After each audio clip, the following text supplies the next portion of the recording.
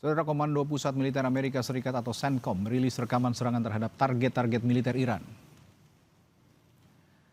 Rekaman ini memperlihatkan kendaraan dan berbagai infrastruktur militer Iran hancur akibat ledakan besar. Dalam pernyataannya, CENTCOM menyebut kekuatan militer Iran terus menurun. Amerika Serikat tanpa henti menyerang aset dan infrastruktur militer Iran.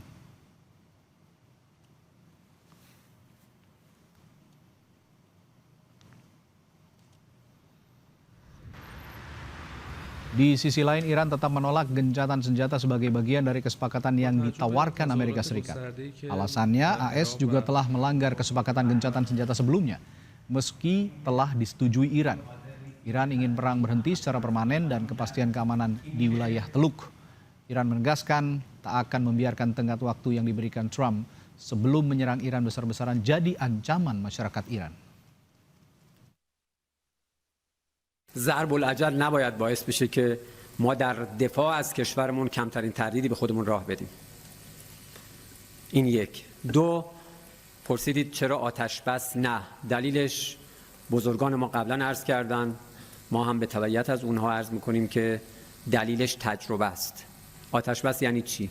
آتش بس یعنی که مدت کوتاهی رو وقفه ایجاد بکنند برای تمدید نیرو و برای ارتکاب مجدد جنایت. هیچ عاقلی این کار رو انجام نمیده.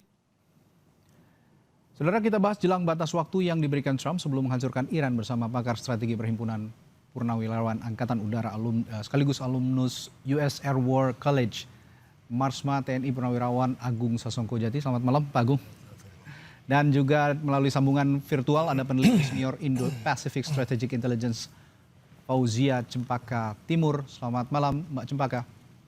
Selamat malam, Mas. Ya, saya ke Pak Agung dulu.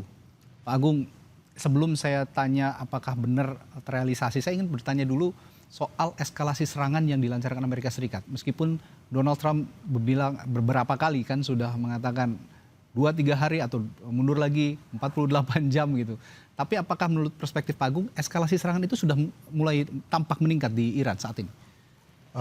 Sejak dari awal serangan tanggal 28 Betul, Februari, 28 Februari. Amerika itu kebanyakan secara terus-menerus mengadakan serangan. Oke.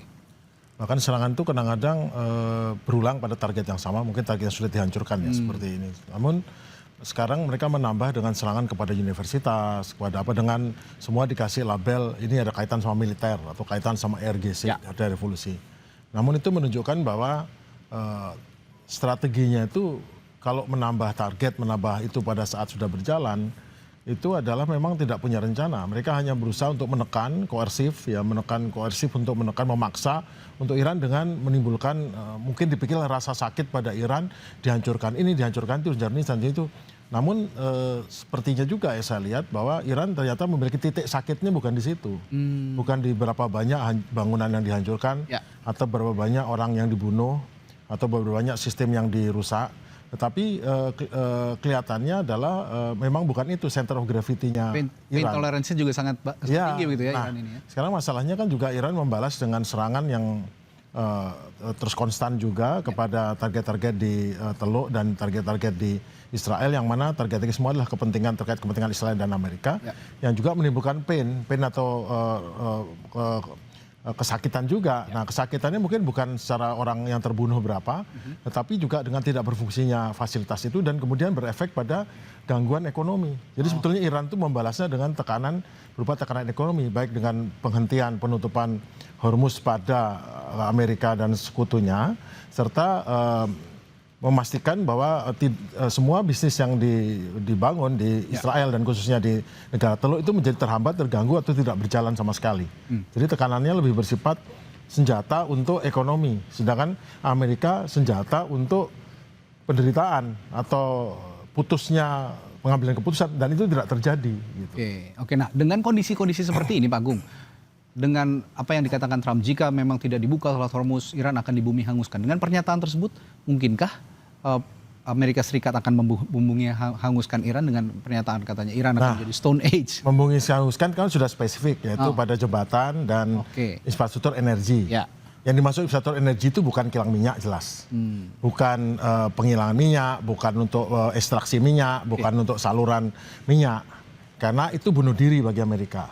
Jelas yang dimaksud infrastruktur seperti jembatan untuk transportasi dan juga mungkin listrik ya. Ya.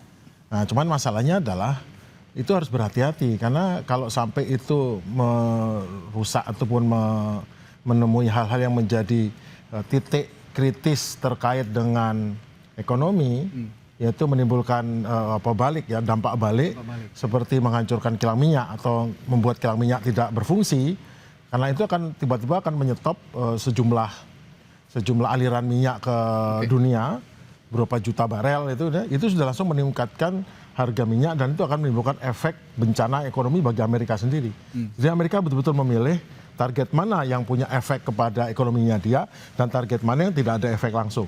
Jadi memang tidak bisa menghancurkan semuanya. Jadi kata-kata menghancurkan itu ya mungkin adalah benda-benda secara fisik yang bisa kelihatan penghancuran, ada ledakan, ada api, ada asap yang membumbung tinggi. Tetapi tidak sepenuhnya akan mematikan atau menghentikan proses pendapatan daripada Iran yang akan punya efek kepada Amerika juga. Kalau gitu saya bertanya ke Mbak Cempaka dari perspektif intelijen strategis, Mbak Cempaka.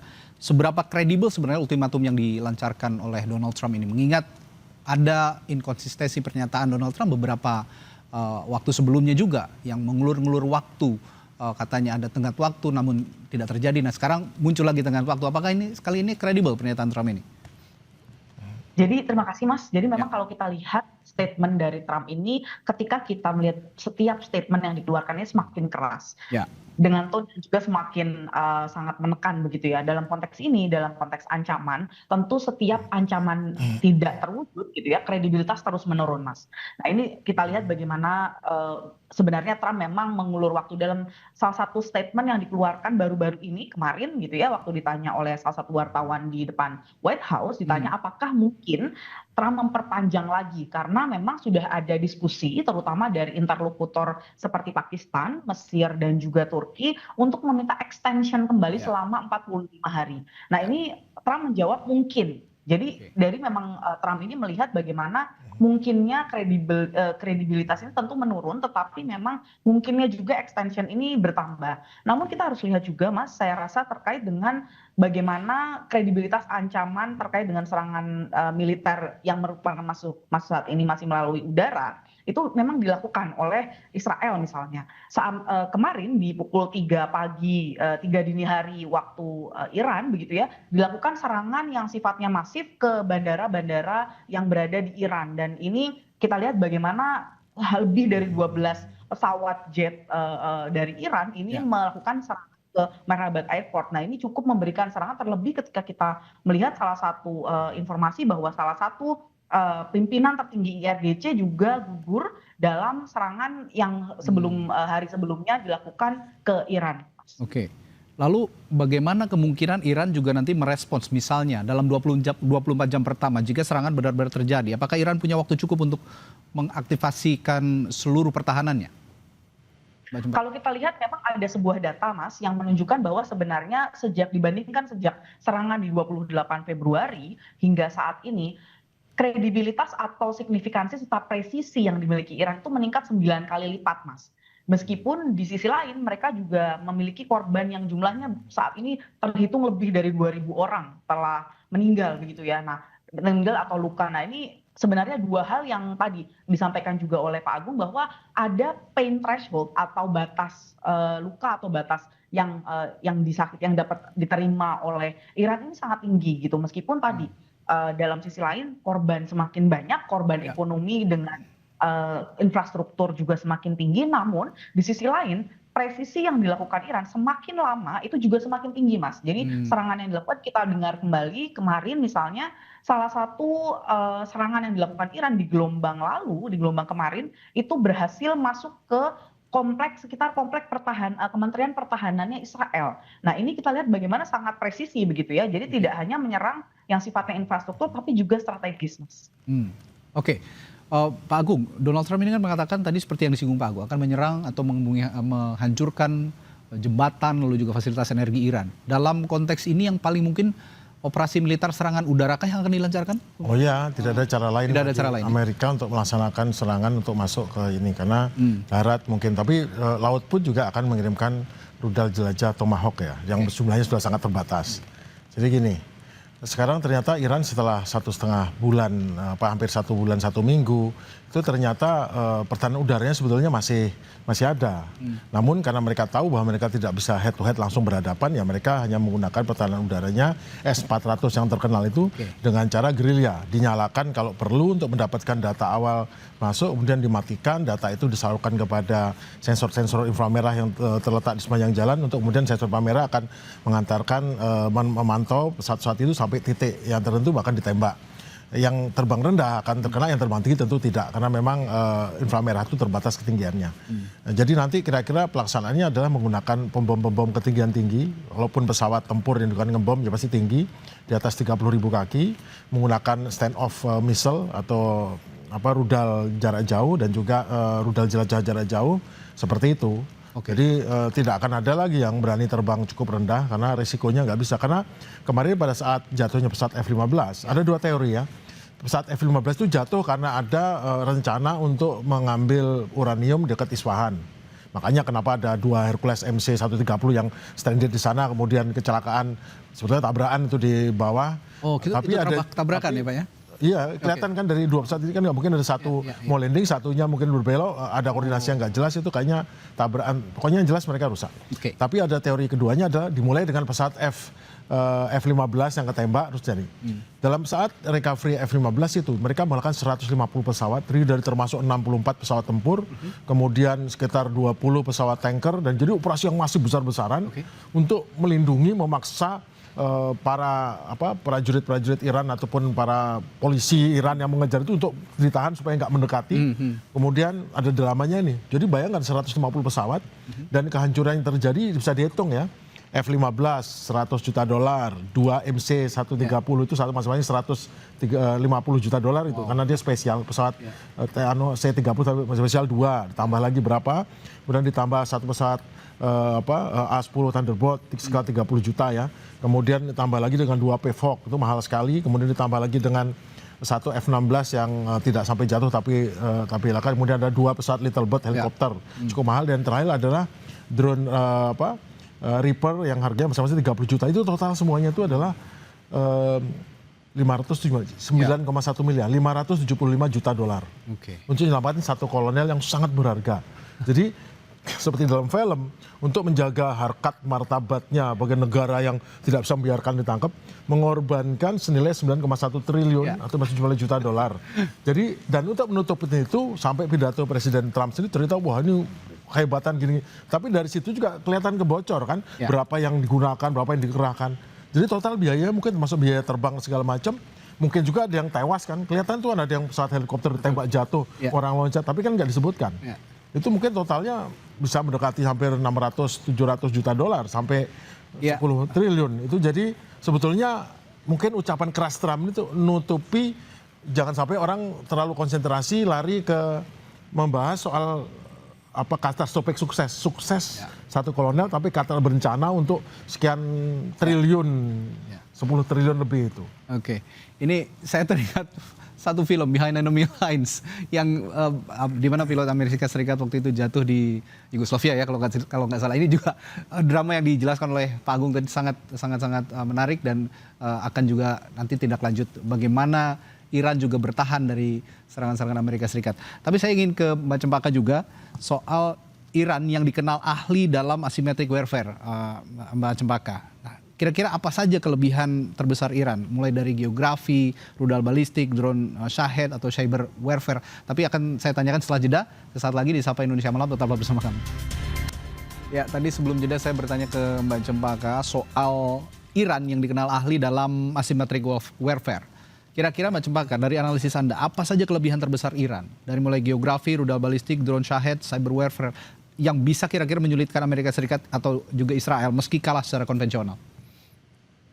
Baik, paling tidak ada 4 yang saya temukan, meskipun tentu banyak analisis yang lain. Yang pertama adalah tentu terkait dengan geografis ya. Mereka memiliki keunggulan secara teritori yang memang seperti benteng alami begitu ya, karena memang dikelilingi oleh gunung Zagros begitu yang memang sangat seolah seperti benteng alam. Itu yang pertama. Yang kedua, tentu saja bagaimana memiliki will to fight atau keinginan untuk menang yang sangat tinggi begitu ya, karena untuk bertahan sebenarnya maksud saya. Dalam konteks ini kita lihat bagaimana pembagian dalam konteks militeri dan paramiliteri yang dimiliki oleh Iran itu berbeda dari militer yang kita tahu di beberapa negara lain. Misalnya dalam konteks Iran gitu, dia tidak hanya punya yang memang angkatan bersenjatanya, tapi juga punya IRGC yang punya tujuan yang berbeda dan institusinya berbeda dari militernya begitu, dan juga punya basis yang sifatnya sebenarnya paramiliteri yang terlatih begitu. Nah ini sebenarnya mengapa keunggulan atau will to fight-nya sangat besar. Dan tentu yang kita tidak lupa adalah yang keempat adalah bagaimana Iran memiliki keunggulan teritori kontrol terhadap Selat Hormuz yang tentu saja ini menjadi choke point yang tidak hanya membebankan beban perang ini pada Iran saja, tapi juga pada negara-negara lain, sehingga beban atau dorongan untuk berperang atau menyudahi perang ini tidak hanya datang dari Iran saja yang menjadi dalam target begitu ya, tapi juga dari negara-negara lain. Kita lihat bagaimana negara-negara interlokutor begitu ya lebih sangat berkejaran dengan waktu begitu ya, sangat tidak hanya 3 negara tadi yang saya sebutkan, tapi juga Oman misalnya yang saat ini tanpa mungkin tidak terlalu banyak disorot publik, tapi dia melakukan bilateral dengan Iran, karena tentu saja kalau kita dengar salah satu diskusi terkait Selat Hormuz, statement yang dikeluarkan Iran adalah ketika kontrol Selat Hormuz ini bukan akan ditentukan oleh Amerika Serikat, tetapi justru oleh Oman dan Iran. Nah ini sudah ada membuka celah bahwa teritori ini dimiliki oleh Iran dan Oman, sehingga Oman dianggap sebagai honest broker saat ini. Oke. Saya ke Pak Agung. Saya tertarik juga dengan pernyataan Presiden Rusia Vladimir Putin kemarin yang menyebut bahwa kekuatan Iran belum sepenuhnya keluar semua katanya. Nah, dalam kaitan ini, dalam konteks ini saya ingin bertanya, apakah memang betul demikian Iran belum mengeluarkan seluruh kekuatannya, ada kekuatan besar yang belum dikeluarkan, mengingat Iran juga tidak banyak proksi yang menyokong Iran sejauh ini, hanya Hezbollah mungkin juga dengan Houthi gitu kira-kira Pak Agung. Itu banyak ya. Bayangkan dia bisa membuka front di selatan namanya Houthi, lengkap dengan ribuan rudal dan drone. Dia punya koalisi pendukung Iran di Irak dengan ribuan rudal dan drone. Dia punya Hezbollah yang punya ribuan roket dan rudal. Itu membuat itu menjadi frontnya terpecah menjadi 4 front yang harus dihadapi Israel. Dan memang jangan dilihat itu sebagai bagian dari mereka, dia bagian dari sistem pertahanan Iran dan selalu sistem serangan Iran yang terkoordinasi dalam satu seperti koordinasi serangan gitu loh. Sehingga kapan nyerang apa untuk apa. Jadi kan ingat bahwa militer itu adalah kepanjangan tangan daripada negosiasi politik, diplomasi. Jadi ada saat kita memukul, ada saat kita ngomong ayo tawar-menawar, kita mukul lagi. Jadi Iran menggunakan itu dengan cerdik. Amerika dan Israel hanya mengenal satu, mukul, kemudian kamu nyerah nggak? Tidak ada diplomasi, tidak ada ini, hanya mukul. Nah masalahnya pada saat dipukul itu yang dipukul kebal, dan yang mukul balas mentung. Yang kita lama-lama nggak punya alat untuk menangkis. Nah itu kan jadi, itu yang terjadi. Tapi yang sebetulnya yang paling membuat itu adalah serangan ekonomi. Kenapa?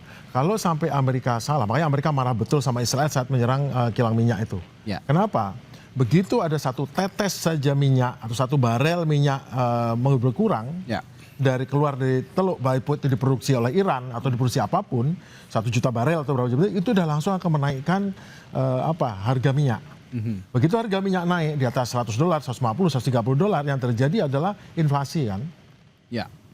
Terjadi harga minyak naik karena barang-barang naik, inflasi.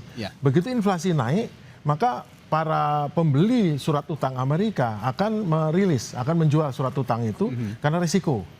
Begitu surat utang dijual, maka Bank Sentral Amerika terpaksa menaikkan yieldnya. Yield itu suku bunga obligasi.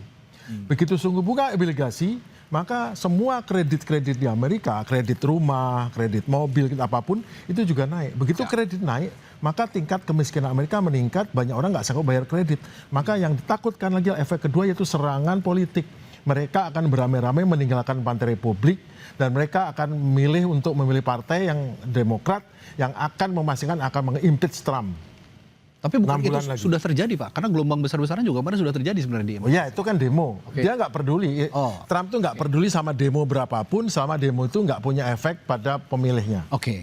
Tapi yang pasti akan buat efek pemilihnya bila serangan ini justru malah membuat harga minyak naik karena ada Yang fasilitas terganggu. economic disaster yang Begitu Anda bilang ekonomi minyak naik, maka terjadi inflasi karena barang semua naik.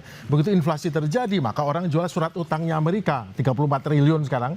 Begitu surat utang dijual, yieldnya naik, suku bunga naik untuk US Treasury yield 10 years ya 10 tahun. Begitu naik, maka semua kredit Amerika naik. Begitu kredit Amerika naik, orang nggak sanggup bayar rumah, nggak sanggup bayar mobil, nggak sanggup bayar apapun. Banyak orang lay off, banyak di nganggur. Maka yang terjadi adalah bencana politik bagi Republik. Oke. Jadi Trump ini ngancam itu hati-hati. Yang diancam itu apa yang diancam itu adalah Iran atau yang diancam para pemilihnya. Itu yang terjadi. Oke. Saya ingin bertanya lagi kembali ke Mbak Cempaka soal kematian kepala intelijen Iran, Mayor Jenderal Syed Majid Khademi atau Majgen yang dikenal dengan Majgen ini ya. Ini salah satu jenderal yang dihormati di Iran, dan tadi juga secara langsung pemimpin tertinggi Iran sudah mengucapkan duka cita, belasungkawa ya, Mujtaba Ali Khamenei. Menurut Anda dengan tewasnya atau meninggalnya Majen Syed Majid Khademi ini akan mengurangi kekuatan intelijen Iran terhadap gempuran-gempuran serangan Amerika Serikat dan juga Israel, Mbak Cempaka? Betul Mas, jadi ada sebenarnya kalau kita lihat selama ini memang decapitation atau dekapitasi pemimpin-pemimpin Iran tidak langsung memberikan dampak begitu ya Mas ya. Tapi sebenarnya ada dua dampak yang baik secara langsung ataupun tidak langsung mempengaruhi jalannya atau berlangsungnya perang ini. Yang pertama adalah tentu saja ada kemampuan koordinasi yang terganggu secara sementara. Itu yang pertama, karena yang kita sebut sebenarnya degradasi yang sifatnya pendek gitu ya, meskipun pada akhirnya akan digantikan oleh pimpinan yang lain. Yang kedua adalah tentu saja ini akan meningkatkan determinasi penggantinya untuk membalas. Jangan lupa bahwa kita harus ingat juga bahwa Majen Majid Khademi ini juga menggantikan yang sebelumnya pimpinannya yang terdekapitasi juga Mas. Nah dalam konteks ini betul, ya, Muhammad betul Mas. Betul sekali.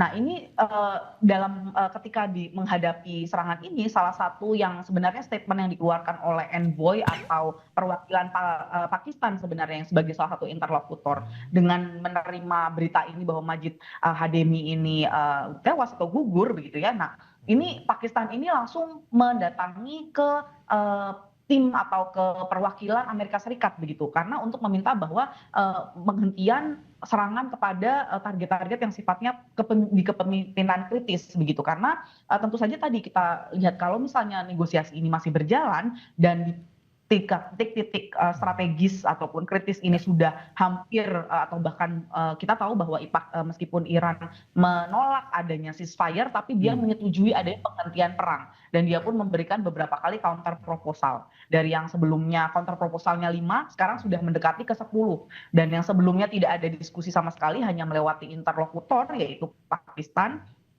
Egypt dan juga Mesir maksud saya, dan juga Turki, sekarang ini sudah mengeluarkan yang proposal yang sifatnya tertulis Mas antar negara. Nah ini harus dilihat sebagai juga perkembangan sebenarnya dari sisi negosiasi. Oke, baik. Terakhir saya akan bertanya ke masing-masing narasumber saya, mulai dari Pak Agung dulu.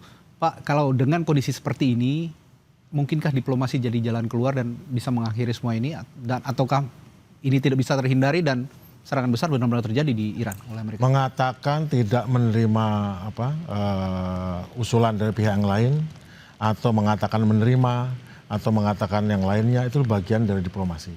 Oke. Karena Iran tahu Amerika sangat desperate sekarang. Yang lebih butuh damai itu Amerika karena masalah suku bunganya jangan sampai naik. Tetapi Amerika juga tidak mau berhenti perdamaian permanen. Kenapa? Karena nanti dia cari waktu untuk balas lagi. Yang penting mengamankan suku bunganya, jangan sampai ini naik lagi, stop, settle lagi, ngumpulkan senjata lagi, nanti nyerang lagi. Nah itu kan nggak mau Iran. Ya. Jadi Iran sebaliknya maunya permanen, ini finish, nggak ada lagi serangan kayak ini, karena dia nggak mau jeda serang. Tapi ada oknum lain yang memang mengganggu, namanya Israel. Itu kan Mayor Jenderal itu kan dibunuh sama Israel. Betul.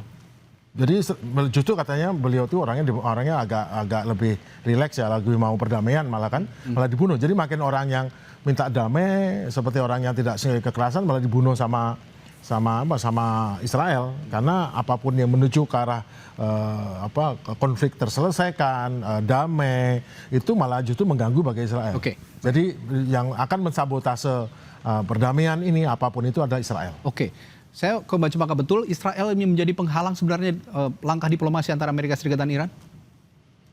Saya setuju ya statement dari Pak Agung, karena memang Israel ini mengganggu yang pertama. Yang kedua adalah memang ketika diminta menjadi pendukung serangan darat Amerika Serikat, dia menyatakan tidak mau gitu. Jadi dalam konteks ini ketika eskalasi dia tidak mau, tapi juga ketika deeskalasi dia mengganggu gitu. Namun yang kita lihat sebenarnya adalah saat ini yang masih menjadi problem bagi negosiasi ini adalah terkait dengan pengakuan kedaulatan Iran dan juga penggantian atau reparasi yang diminta oleh Iran. Nah, ini poin yang belum disetujui oleh Amerika Serikat, dan Amerika Serikat juga meminta jaminan tertulis untuk Iran tidak lagi mengembangkan senjata nuklir. Nah, ini poin-poin yang saat ini masih tarik-menarik di interlokutor. Jadi kalau kita lihat sebenarnya memang kedua negara, si Amerika dan juga Iran ini sama-sama tidak bertemu begitu ya, tidak bertemu di tengah, belum damai, tetapi interlokutornya ini saling kejar-kejaran, baik Oman, sebagai honest broker maupun negara lain. Artinya biang keroknya Israel. Jadi tidak ada salahnya juga ketika strategi militer yang luar biasa dilancarkan oleh Iran,